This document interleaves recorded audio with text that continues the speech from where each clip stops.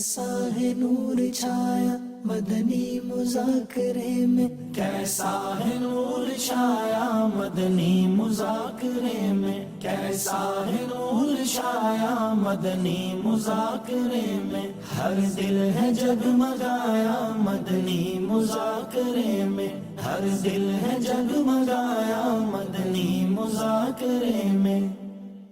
الحمدللہ رب العالمین والصلاة والسلام علی خاتم النبیین، اما بعد فاعوذ باللہ من الشیطان الرجیم، بسم اللہ الرحمن الرحیم، الصلاة والسلام علیک یا رسول اللہ وعلی آلک واصحابک یا حبیب اللہ، الصلاة والسلام علیک یا نبی اللہ وعلی آلک واصحابک یا نور اللہ۔ فرمان آخری نبی صلی اللہ تعالی علیہ وآلہ وسلم، جو شخص بروز جمعہ مجھ پر 100 بار درود پاک پڑھے، جب وہ قیامت کے روز آئے گا تو اس کے ساتھ ایک ایسا نور ہوگا کہ اگر وہ ساری مخلوق میں تقسیم کر دیا جائے تو سب کو کفایت کرے۔ صلو علی الحبیب صلی اللہ علیہ وسلم۔ الحمدللہ رمضان المبارک کا دوسرا روزہ ہے۔ نماز عصر پڑھ کر عاشقان رمضان عالمی مدنی مرکز فیضان مدینہ میں جمع ہیں۔ مدنی مذاکرے کا سلسلہ، اب سوالات کیجئے، ہر سوال کا جواب وہ بھی بالصواب یعنی درست دے پاؤں، یہ ضروری نہیں، بن پڑا تو عرض کرنے کی کوشش کروں گا، بھول کرتا پائیں فوراً میری اصلاح فرمائیں، مجھے آئے بائے شائع کرتا، اپنے کہے پر بلا وجہ ضد کرتا نہیں بلکہ شکریہ کے ساتھ رجوع کرتا پائیں گے انشاءاللہ الکریم۔ صلو علی الحبیب صلی اللہ علیہ وسلم۔ میرا سوال یہ ہے کہ کچھ لوگ کہتے ہیں کہ اپنے کاروبار میں اللہ پاک کو حصہ دار ٹھہرا لو، کہنے کا مطلب یہ ہوتا ہے آپ کی جو کمائی ہوتی ہے اس میں سے کچھ حصہ مختص کر لیں اور وہ اللہ کی راہ میں دیتے رہیں، پھر آپ کا نقصان نہیں ہوگا، تو یہ ایسا کرنا کیسا ہے؟ اچھی بات ہے، راہ خدا میں دینے سے تو واقعی یعنی کہ بہت سارے فوائد ہیں، جن میں یہ بھی ہے کہ مال میں کمی نہیں آتی، نقصان تو نقصان بلکہ انشاءاللہ اس سے برکت ملے گی۔ ہو سکے تو غوث پاک کے ایصال ثواب کے لیے زیادہ نہیں تو اپنی بکری کا 1% ہی نکال دیں، 100 پر 1 روپیہ جمع کرتے رہے، پھر غوث پاک کے ایصال ثواب کریں، انشاءاللہ بہت برکت ہوگی۔ زیادہ دینا چاہے 2% نکال سکتے ہیں۔ نوکری والے ہیں وہ بھی اپنا اسی طرح سے کچھ تنخواہ میں سے حصہ نکالیں، بیچنے والے اپنی بکری کا جو مطلب جتنی رقم آتی ہے سیل ہوتی ہے اس رقم پر 1% اس کی نیاز بھی کر سکتے ہیں، اس کو غریبوں کو دے دیں، سادات کرام کو نظر کر دیں، کتابیں بانٹ دیں دینی، مسجد کے چندے ہی میں ڈال دیں، جس طرح بھی کریں، لیکن بہتر وہی ہے کہ کھانا پکا کر کھلایا جائے، نیاز باقاعدہ فاتحہ پڑھ کے، تو اس سے کیا بچوں کا بھی ذہن بنے گا غوث پاک کی نیاز ہے، ہر مہینے کر دیا کریں، 11ویں پر جمع کر کے، ماہانہ 11ویں بھی یوں مطلب ایک جاری رہے گی انشاءاللہ الکریم۔ صلو علی الحبیب صلی اللہ علی محمد۔ میرا میرے اہل سنت کی بارگاہ میں ایک سوال ہے، کیا فرض روزے اپنے مرحومین کو ایصال ثواب کی نیت سے رکھ سکتے ہیں یا صرف نفلی روزے؟ جو آپ عنایت فرما دیجیے۔ یہ سب یعنی فرض نماز ہے، فرض روزہ ہے، فرض حج ہے، فرائض و واجبات سب کا ایصال ثواب کیا جا سکتا ہے۔ یہ بھی ہوتا ہے کہ اپنے والدین کی ایصال ثواب کے لیے 2 رکعت نماز نفل پڑھے، یہ مستحب ہے۔ صلاۃ الوالدین بے شک روز پڑھے 2 رکعت نفل۔ صلو علی الحبیب صلی اللہ علیہ وسلم۔ میرا حضرت صاحب سے یہ سوال ہے کہ زکوٰۃ کس معیت کے بعد جا کے فرض ہوتی ہے؟ کیونکہ خاص طور پہ عورتوں کے لیے آپ روشنی ڈالیں کہ وہ بچپن سے لے کے جب سے ان کی شادی ہوتی ہے وہ اس وقت سے کچھ نہ کچھ جمع کر کے سائڈ پہ رکھ رہی ہوتی ہیں، اور جب ان کے گھر بیٹی کی اولاد ہوتی ہے تو اس میں زیادہ تر یہ ہوتا ہے کہ وہ اپنے بچی کے لیے جہیز کے لیے جمع کرتے وہ ایک اچھی خاصی مقدار پہ اماؤنٹ جمع ہو جاتی ہے، زیور کی مد میں یا کپڑوں کی مد میں یا کسی بھی چیز کی مد میں، تو اس پہ کیا زکوٰۃ فرض ہوتی ہے ان پہ یا نہیں؟ ادھر عورت کا بھی اگر نصاب پورا ہو جائے گا، جیسے 7.5 تولے سونے یا 52.5 تولے چاندی، یا اس کی رقم ہو جائے اتنی کرنسی، جب مال تجارت ہے پھر وہ ایک الگ صورت ہے. تو یہ مال جمع کرنے کی جو آپ کہہ رہے ہیں، تو اتنی مال اگر جمع ہو جائے اور وہ حاجت اصلیہ جو ضرورتیں ہیں اس سے ہٹ کر ہے، وہ قرضے میں بھی ڈوبی بھی نہیں ہے کہ قرضہ دے گی تو اتنا اس کے پاس مال بچے گا نہیں، تو وہ اتنا مال اگر جمع کیا اس نے جس پر زکوٰۃ کے نصاب ہو گئی پوری جو میں نے عرض کی، تو اب جس تاریخ کو جتنے بجے، جیسے کہ سمجھو کہ رجب کی 3 تاریخ کو اس کے بعد اتنی رقم جمع ہو گئی،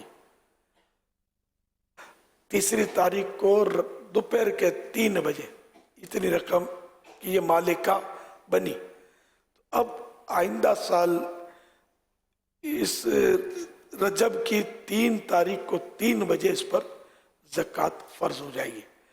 اب اگر جتنے سالوں کی نہیں دی تو سارے سالوں کا حساب کر کے زکوٰۃ تو دینی ہوگی.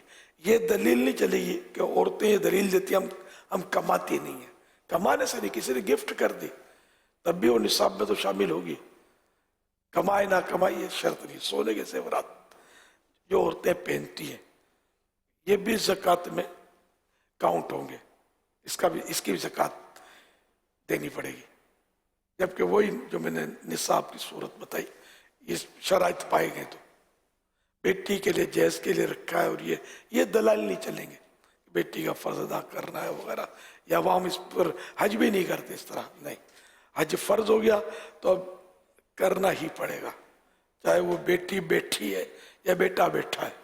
اس مسئلے میں ایک صورت مزید بھی پائی جاتی ہے جس میں عوام غلط فہمی کا شکار ہوتے ہیں.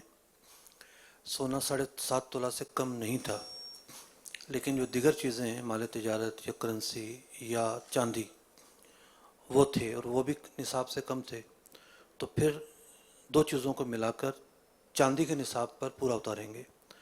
یعنی اگر 52.5 تولہ چاندی کی مالیت کو پہنچتے ہیں تو پھر بھی زکوٰۃ دینی ہوگی. تو 1 تولہ سونا ہے، کسی کے پاس 10,000 روپے ہیں، مثال ہے 10,000 ورنہ تو 150 روپے ہیں، تو وہ بھی ملانے پڑیں گے. تو یہ ملا کر 1 تولہ سونے کے ساتھ تو 52.5 تولہ چاندی کے نصاب سے زیادہ ہی رقم بنے گی. میرا امیر اہل سنت کی بارگاہ میں یہ سوال ہے، میں اس وقت ہوں عمان میں، میرا فطرہ پاکستان میں بنے گا یا ہم عمان میں نکلے گا؟ اس کی رہنمائی فرما دیجیے، جزاک اللہ خیر. عمان میں تو عمان کے حساب سے جو بھی گیہوں اور کھجوریں اور کشمش وغیرہ کا جو بھی آپ دینا چاہیں تو وہاں کی قیمت کے مطابق ادا کریں گے. جی سوال یہ ہے کہ اگر بندے کا روزہ ہو تو وہ آنکھوں میں سرما ڈال سکتا ہے یا ٹوتھ برش کر سکتے ہیں کہ نہیں؟ آنکھ میں سرما ڈالنے میں حرج نہیں ہے، ٹوتھ برش میں اگر پیسٹ بھی لگائی ہے تو اس سے تو بچنا ہوگا کہ بہت خطرہ ہے کہ اس کے ذرات جو ہے نا یہ حلق کے نیچے اتر جائیں. تو اب اگر حلق کے نیچے اتر گیا تو پھر تو روزہ ٹوٹ جائے گا. روزہ ٹوٹنے کے تعلق سے کچھ سوالات ہمیں سوشل میڈیا کے ذریعے ملے ہیں، تو اس کا تعلق روزہ ٹوٹنے وغیرہ کے تعلق سے ہے. میں چند ایک سوالات آپ سے کر لیتا ہوں. کیا تھوک یا بلغم نگلنے سے روزہ ٹوٹ جاتا ہے؟ منہ کے اندر کا تھوک یا بلغم نگل لیا روزہ نہیں ٹوٹے گا. کیا تیل اور خوشبو لگانے سے روزہ ٹوٹ جاتا ہے؟ نہیں ٹوٹتا. کیا غیر ضروری بال جسم سے جدا کرنے سے روزہ ٹوٹ جاتا ہے؟ نہیں ٹوٹتا. کیا روزے کی حالت میں مسواک کرنے سے روزہ ٹوٹ جاتا ہے؟ نہیں ٹوٹتا. کیا ناخن کاٹنے سے روزہ ٹوٹ جاتا ہے؟ نہیں ٹوٹتا. کیا خون ٹیسٹ کروانے سے روزہ ٹوٹ جاتا ہے؟ نہیں ٹوٹتا. کیا انجیکشن ڈریپ لگانے سے روزہ ٹوٹ جاتا ہے؟ نہیں ٹوٹتا. کیا روزے کی حالت میں نہانے سے کیا روزہ ٹوٹ جاتا ہے؟ نہیں ٹوٹتا. کیا روزے کی حالت میں کلی کرنے سے روزہ ٹوٹ جاتا ہے؟ نہیں ٹوٹتا. کیا بچے کو دودھ پلانے سے روزہ ٹوٹ جاتا ہے؟ نہیں ٹوٹتا. کیا سرما لگانے سے روزہ ٹوٹ جاتا ہے؟ نہیں ٹوٹتا. بخار چیک کرنے کے لیے اگر تھرمامیٹر منہ کے اندر داخل کیا تو کیا روزہ ٹوٹے گا؟ نہیں ٹوٹے گا. شوگر ٹیسٹ کرانے سے روزہ ٹوٹے گا؟ نہیں ٹوٹے گا. لپسٹک لگانے سے کیا روزہ ٹوٹے گا؟ نہیں ٹوٹے گا. لیکن لپسٹک میں یہ ہے کہ اگر عادت ہے ہونٹوں کو زبان پھیرتی ہے اور لپسٹک کا اثر حلق میں محسوس ہو گیا, اتنی اتر گئی, تب روزہ ٹوٹ جائے گا.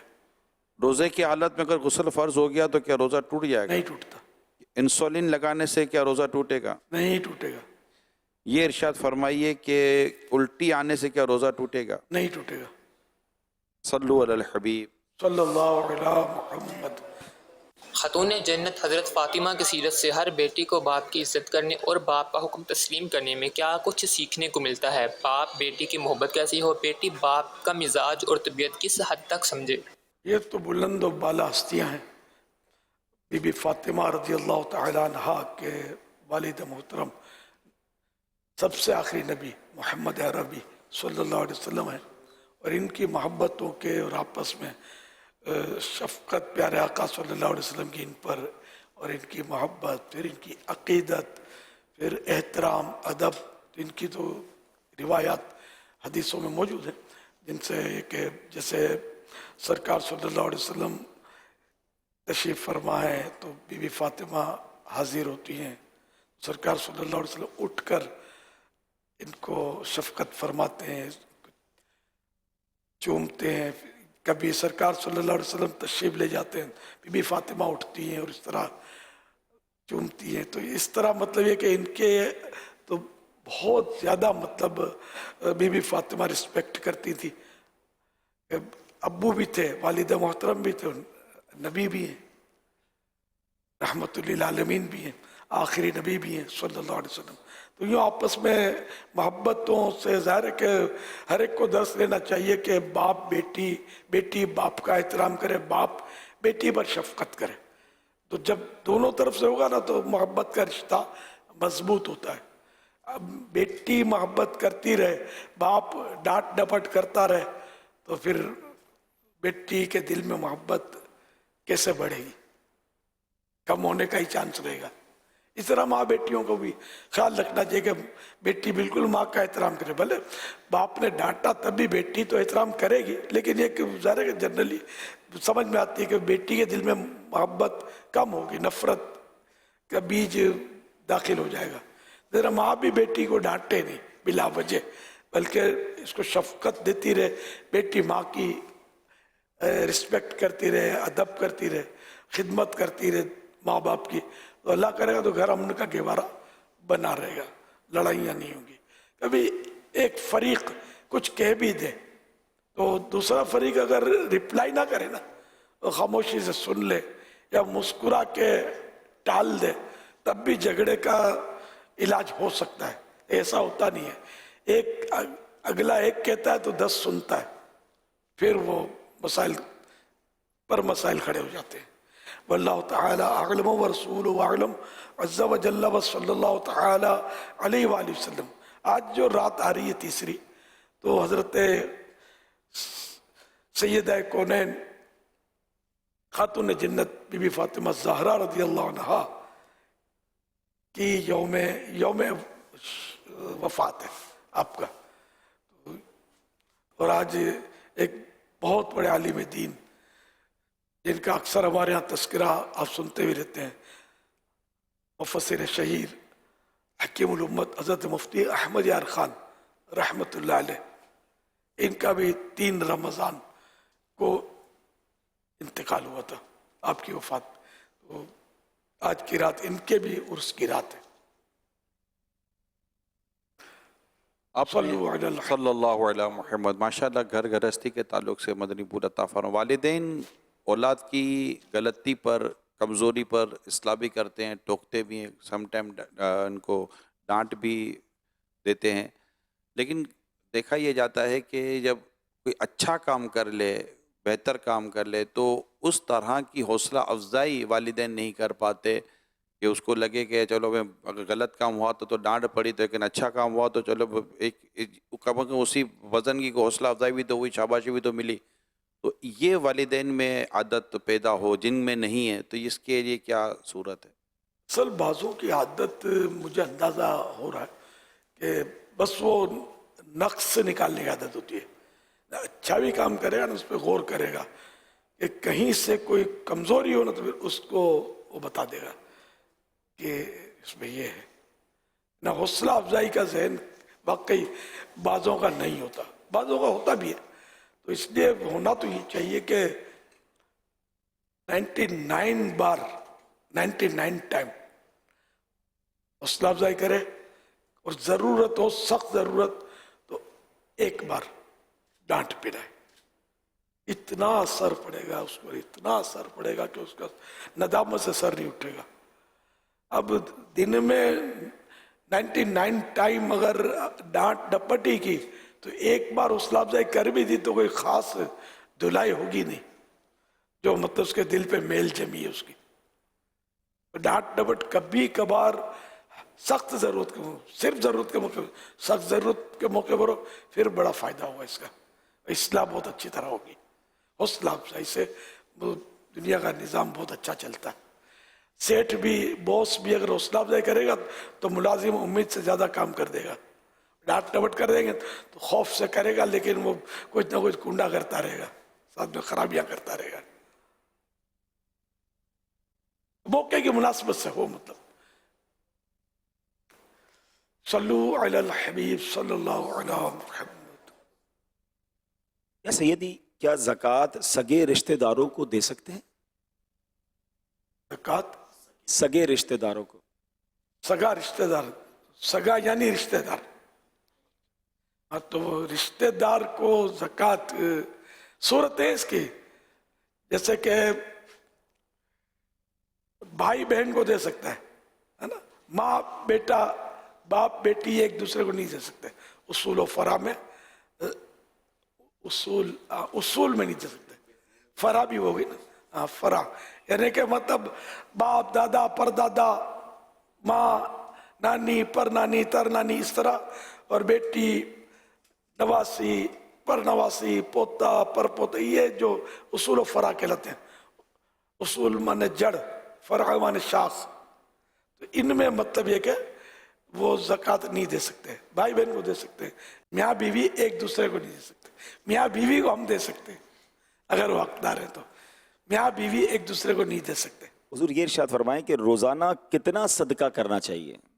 اب اس کی مقدار تو طے نہیں ہے، لیکن روزانہ صدقہ کچھ نہ کچھ کرتا رہے تو اس کے فوائد ہیں. صدقہ رد بلا ہے، بلائیں ٹلتی رہیں گی. حدیث پاک میں یہ بھی ہے کہ اپنے مریضوں کا صدقے کے ذریعے علاج کرو.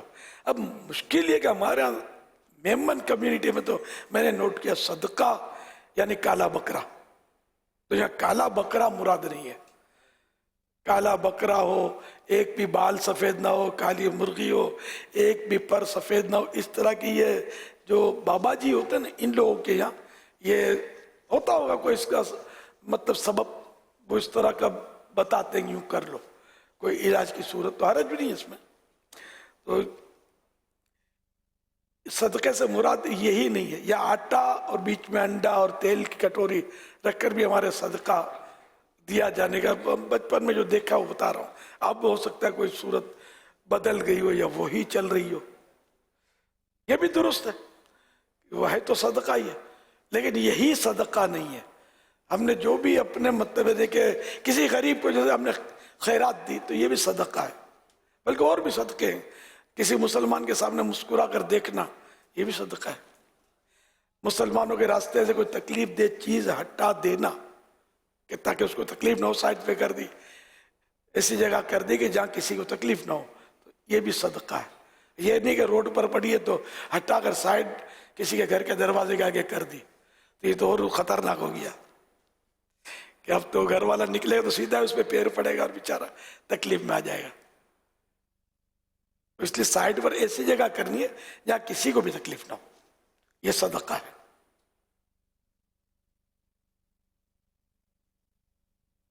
حضور یہ ارشاد فرمائے کہ برے دوستوں سے جان کس طرح چھڑائیں؟ یہ کہ جان چھڑانا بعض چیزوں سے مشکل ہوتا ہے، لیکن بعض چیزوں سے تو ڈاکٹر جان چھڑوا دیتے ہیں. سگریٹ پیتا ہو، بھلے روز کی 100 سگریٹ پیتا ہو، ڈاکٹر بول دینا کہ اب وہ کینسر کا خطرہ، علامات نظر آ رہی ہیں آپ پہ، ٹیسٹ فلا فلا ٹیسٹ ہوگا، بائیوپسی ہوگی، خطرہ ہے. اب سگریٹ تو اب بالکل، میں ڈاکٹر صاحب سگریٹ کو دیکھوں گا بھی نہیں، خلاص وہ سگریٹ سمجھو بالکل دیکھے گا بھی نہیں، وہ چھوڑ دے گا. ڈاکٹر سگریٹ چھڑا سکتا ہے، ہم لوگ نہیں چھڑا سکتے. پان گٹکے کیس دیکھے میں نے، وہ سمجھاؤ تو ہنس کے ٹال دینا ہے، پھر ڈاکٹر نے وارننگ دینی ہے تو خلاص ڈاکٹر صاحب اب نہیں، تو وہ نہیں کھاتے پھر. تو اسی طرح مطلب یہ کہ برے دوست کو ہم لوگ سمجھاتے رہتے ہیں کہ چھوڑ دو. ارے بھائی دعائے قنوت میں روز تو وعدے کرتے ہو، وَنَخْلَعُ وَنَتْرُكُ مَنْ يَفْجُرُكَ، کہ میں یا اللہ میں تیرے نافرمان بندوں کو چھوڑتا ہوں. یہ روز وعدہ کرتے ہو لیکن وفا نہیں کرتے وعدے کا. اور یہی برا دوست دیوالیاں نکال دینا، سارے پیسے کھا کے بیٹھ جائے، پھر ہم بولیں گے کہ دوستی کرو تو بھی نہیں، میں چھوڑوں گا نہیں، اس کو منہ توڑ دوں گا، پولیس میں اس کو پکڑوا دوں گا، میں یہ کر دوں، جان سے مار دوں گا، بالکل میرا سارا مال لوٹ کے چلا گیا. تو وہ ایک گجراتی کہاوت ہے، ہمارے میمنوں میں بلکہ کہاوت ہے کہ واریے نہ وریو ہاریے وریو. ارے سمجھایا، منایا، مانا نہیں، کتنا سمجھا نہیں مانا، لیکن جب ہار گیا تو اب اس کو عقل آ گئی، اب مان گیا. تو اب یہ کہ کوئی وہ دوست کی وجہ سے کوئی نقصان کا پتہ چلے، جیتے جی نہ بھی پتہ چلے تو مرنے کے بعد اگر پتہ چلا تو بہت دیر ہو چکی ہوگی. یہ بہت خطرناک ہے. بری دوستی جو ہے نا یہ ہے خطرناک. روز ہم جو نمازی ہیں وہ روز وطر میں جو دعائے قنوت پڑھتے ہیں وہ وعدہ کرتے ہیں کہ میں اس کو چھوڑتا ہوں، پھر وہی دوست اس کا انتظار کر رہے ہوتے ہیں، ان کے ساتھ جا کر وہ گپ شپ میں لگ جاتا ہے.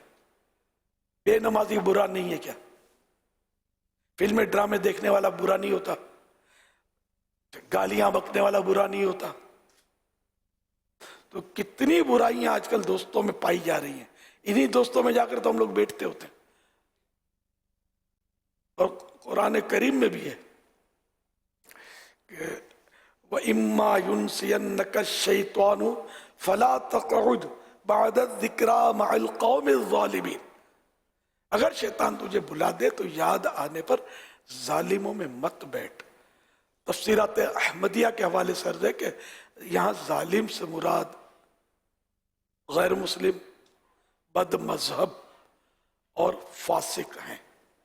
فاسق وہی جو گناہ کرتے ہیں یا بڑے بڑے گناہ کرتے ہیں یا چھوٹے گناہ پر جس نے اصرار کیا نے بار بار کیا اس کو، تو وہ بھی فاسق ہو جاتا ہے. تو اسوں کی صحبت سے قرآن نے بھی ہم کو روکا ہے. وَمَن يَتَوَلَّهُمْ مِنْكُمْ فَإِنَّهُ مِنْهُمْ. جو ان سے دوستی کرے گا وہ انہی میں سے. تو جو برے دوست ہوتے ہیں، جو دین کے دشمن ہوتے ہیں، جو گستاخ رسول ہوتے ہیں، جو گستاخ صحابہ اہل بیت ہوتے ہیں، یہ سب برے لوگ ہیں. ان سے جو مطلب اللہ اور رسول کا نہیں، ہمارا نہیں ہے، وہ نہیں ہو سکتا کبھی بھی ہمارا. اسی طرح جو اللہ اور رسول کے نافرمانیاں دھڑلے سے کرتے ہیں، بے باکی کے ساتھ کرتے ہیں، ان سے دوستی کیا کرنی تھی یار. تو اچھا دوست اچھا ہوتا ہے اور برے دوست سے اکیلا ہونا اچھا ہوتا ہے. مطلب برا دوست جو ہے نا، مولانا رومی رحمۃ اللہ علیہ ایک شعر ہے فارسی کا، شعر تو پورا یاد نہیں ہے مجھے، تاہم اس میں یہ کہ یار بد یہ جو ہوتا ہے یہ مار بد سے بدتر ہوتا ہے. مار مانے سانپ، فارسی میں سانپ کو بولتے ہیں، مار بد مانے برا سانپ، یار بد مانے برا دوست. تو مار بد جو ہے برا سانپ، یہ زیادہ سے زیادہ جان لے لے گا تیری. مولانا رومی رحمۃ اللہ علیہ فرما رہے ہیں کہ یہ زیادہ تیری جان لے لے گا. لیکن برا دوست جو ہے یہ یاد رکھ، برا دوست تیرا ایمان لے لے گا. قرآن کریم میں بھی ایک واقعہ ہے، وہ یا ویلتا لیتنی لم اتخذ فلانا خلیلا. وہ عقبہ بن ابی معیط یہ مسلمان ہو گیا تھا، سرکار صلی اللہ علیہ وسلم کی بارگاہ میں حاضر ہو کر مسلمان ہو گیا تھا یہ، مگر اس نے اپنے غیر مسلم کی دوستی نہیں چھوڑی. دوست اس کو تانے دیتے رہے، بہکاتے رہے، آخر کار یہ مرتد ہو گیا، اسلام سے پھر گیا. تو اسلام قبول کرنے کے بعد اسلام سے پھرنا یہ زیادہ سخت ہے. یعنی جو براہ راست پیدائشی یعنی جو ہوتا ہے شروع سے ہی غیر مسلم ہوتا ہے، اس سے خطرناک یہ غیر مسلم ہے جو مرتد، جو پھر گیا اسلام سے آ کر. اس کے بارے میں یہ قرآن کریم میں کہ یہ قیامت کے دن یہ بھی عذاب دیکھے گا تو یہ کہے گا یا ویلتا لیتنی لم اتخذ فلانا خلیلا، ہائے افسوس کاش میں فلاں کو دوست نہ بناتا. تو اس میں ہم سب کو عبرت ہے نا. اچھے خاصے نمازی ہیں، بے نمازی کی صحبت میں رہ کر کہیں ہم بے نمازی نہ بن جائیں. اچھا خاصا محتاط انداز تھا، اس کی صحبت میں رہ کر گالیاں نہ سیکھ جائیں، فلمیں ڈرامے دیکھنا نہ سیکھ جائیں. نئی نئی فلموں کی معلومات اس کے ذریعے ہوتی ہے، دیکھنے کا جی للچاتا ہے. یہ میں سمجھانے کے لیے عرض کر رہا ہوں. تو ایسا نہ ہو کہ قیامت کے دن ہمیں پچھتانا پڑے، ایسا دوست ہمیں برباد نہ کر دے. تو اعتکاف میں بھی جو برکتیں حاصل ہوتی ہیں، اصلاح کا جذبہ ہوتا ہے کہ اب تو میں داڑھی بھی رکھوں گا، اب تو جماعت سے نماز پڑھوں گا، اب تو تہجد بھی پڑھوں گا. لیکن بعد میں جب اپنی اسی پرانی گیدرنگ میں جاتے ہیں نا، ملا بن گیا ہے، گئی داڑھی، امامہ ارے اتار یار، یہ دور نہیں ہے امامے کا، کیا زمانہ ہے یہ فلاں. گھر میں بولیں گے شادی کے بعد رکھنا داڑھی، ابھی رکھ لی داڑھی. چاروں طرف سے جو ہے نا شیطان مختلف ذرائع سے آپ پر حملے کرے گا. جب اعتکاف سے باہر جائیں گے نا، یہ نہ داڑھی رکھنے دیتے ہیں، نہ امامہ باندھنے دیتے ہیں، نہ مطلب زلفے رکھنے دیتے ہیں، نہ کوئی سنتوں والا لباس پہننے دیتے ہیں یہ معاشرے کے لوگ. اور دین کی بات کر رہے ہیں، مولانا چپ کر، آئے ملا اب بس کر. اب اس طرح یہ آپ کے دوست آپ کو ہو سکتا ہے ٹارچر کریں، مگر آپ ہیں کہ ان کے پیچھے ہاتھ باندھے پھرتے رہیں گے، خوشامد کرتے رہیں گے. مزہ آتا ہے نا، چٹکلے سننے کو ملتے ہیں، ہاں ہاں ہاں کر کے ہنسنے کے لطف اٹھاتے ہیں. لیکن یہ سارے انداز بہت رلائیں گے، یاد رکھیے گا. صلو علی الحبیب صلی اللہ علیہ وسلم. کیسا ہے نور چھایا مدنی مذاکرے میں، کیسا ہے نور چھایا مدنی مذاکرے میں، کیسا ہے نور چھایا مدنی مذاکرے میں. ہر دل ہے جگمگایا مدنی مذاکرے میں، ہر دل ہے جگمگایا مدنی مذاکرے میں.